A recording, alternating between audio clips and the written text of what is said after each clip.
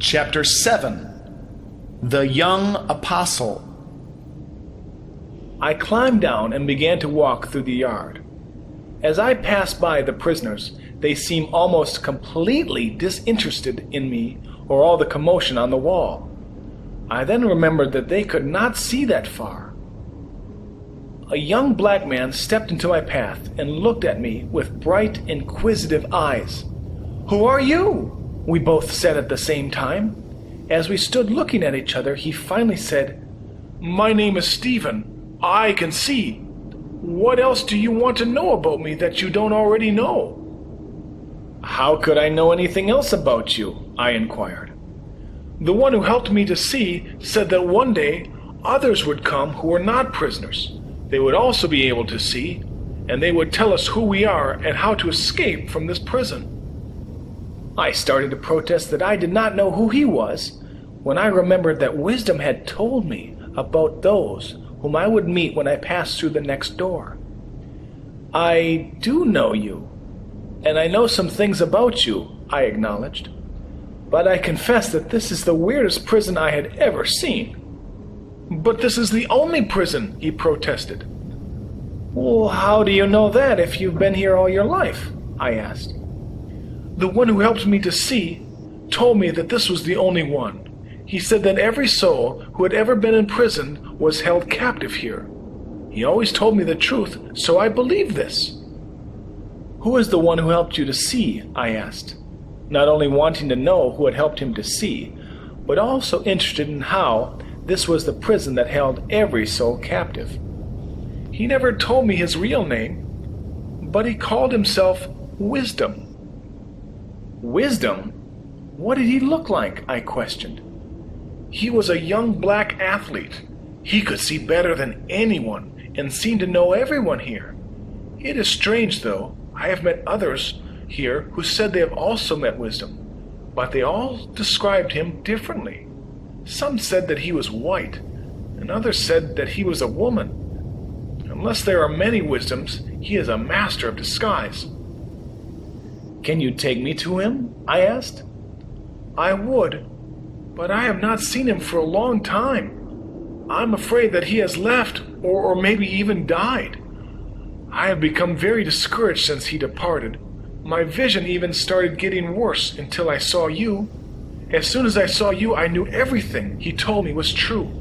He said that you knew him, too, so why are you asking me so much about him?" "I do know him, and be encouraged, your friend is not dead. I will tell you his real name. But first, I must ask you a few questions." "Well, I know that you can be trusted, and I know that you and others like you who are coming will want to meet everyone who can see, and I can take you to some of them. I also know that you and the others are coming to help a lot of these other prisoners to see.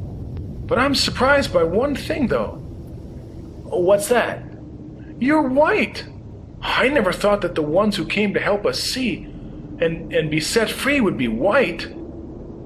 "I'm sure that there are many others coming who are not white," I responded.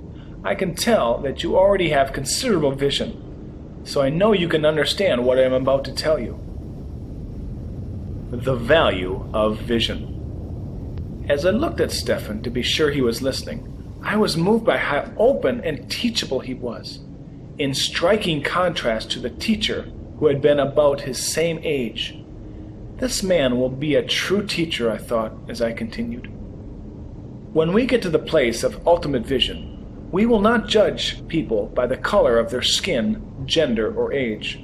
We will not judge others by appearances, but after the spirit. "Well, that sounds like what our teacher used to tell us," Stefan responded, a little surprised. "There is a difference, though," I continued. "They tried to make you think that we are all alike, but we were all created different for a reason. True peace will only come when we respect the distinctions we have. When we really know who we are, we will never be threatened by those who are different. When we are free to show those who are different from us honor and respect, always seeking to learn from one another, just as you are now doing with me." "I understand," Stephen replied. "I hope I didn't offend you by saying I was surprised that you were white." No, I was not offended. I understand. I'm encouraged that you were able to recognize me in spite of the color of my skin. But remember, every time we open our hearts to learn from those who are different, our vision will increase. Your eyes are already brighter than when we first met. I was just thinking about how quickly my vision is being restored, Stefan remarked. I now know why I am here, I added. You must keep in mind that your vision is the most valuable possession. Every day you must do that which will help increase your vision. Stay away from the people and things that will make you lose your vision. Yes, like getting discouraged. Exactly. Discouragement is usually the beginning of the loss of vision, I said. To accomplish our purpose, we must resist discouragement in any form. Discouragement blinds. When I began to see, I started to feel that I had a purpose, maybe even an important one, Stephen continued. Can you help me know what my purpose is? Yes, I think I can. To know our purpose is one of the greatest ways that our vision grows.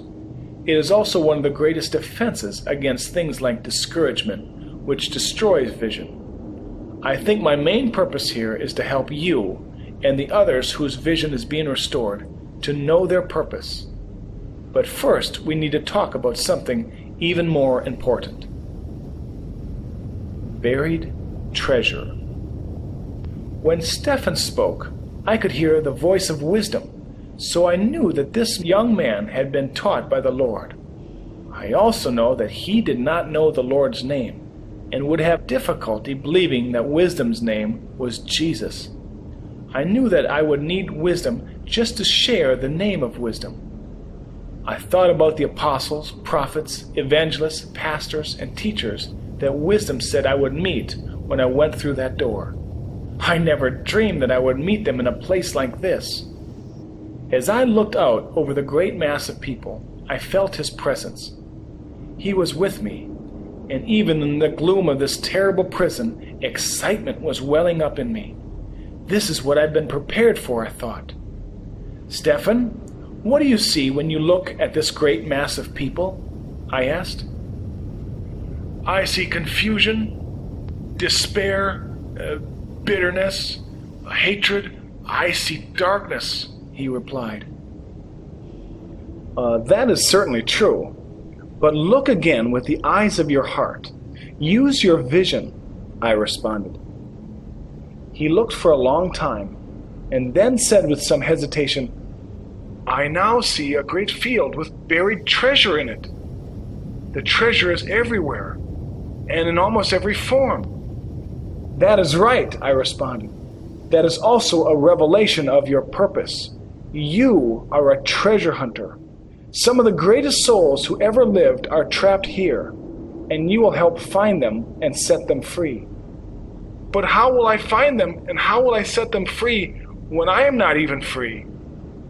You already know how to find them, but it is true that you will not be able to set them free until you are free. That is your next lesson. You must also remember that you will always know your purpose in a situation by seeing with the eyes of your heart. What you see from your inmost being will always reveal your purpose. Is that how you knew I was to be a treasure hunter? Yes, but you must be free before you can become who you are created to be. Why haven't you escaped through those holes in the fence? I asked. When I first began to see, I saw the fence and the wall.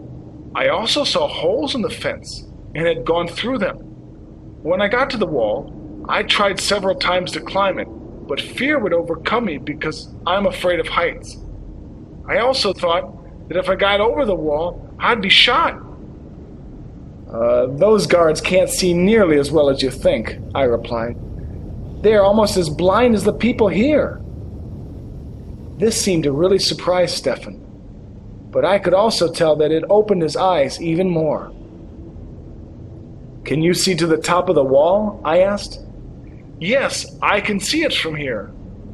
I want you to remember this, I continued. I have now been in many places. Call them different worlds or realms, if you will. There is one important principle that I have found to be true in almost every place, and you must remember it for the rest of your life. What is it? You can always go as far as you can see. If you can see the top of the wall, you can get there. When you get to the top of the wall, you'll be able to see, and able to see farther than you ever have seen before. You must keep going for as far as you can see. Never stop as long as you can still see farther. I understand, He replied. but I'm still afraid to climb the wall. It's so high. Is it safe? I will not lie to you and tell you that it is safe, but I know that it is much more dangerous not to climb it. If you do not use your vision by walking in what you see, you will lose it, and then you will perish here. How will I seek out the treasure that is here if I leave? That is a good question, but is also one which keeps many from fulfilling their purpose. I can only tell you now that you have a great journey you must complete first. At the end of your journey, you will find a door leading you back to this prison, just as I have found. When you return, your vision will be so great that they will never be able to trap you here again.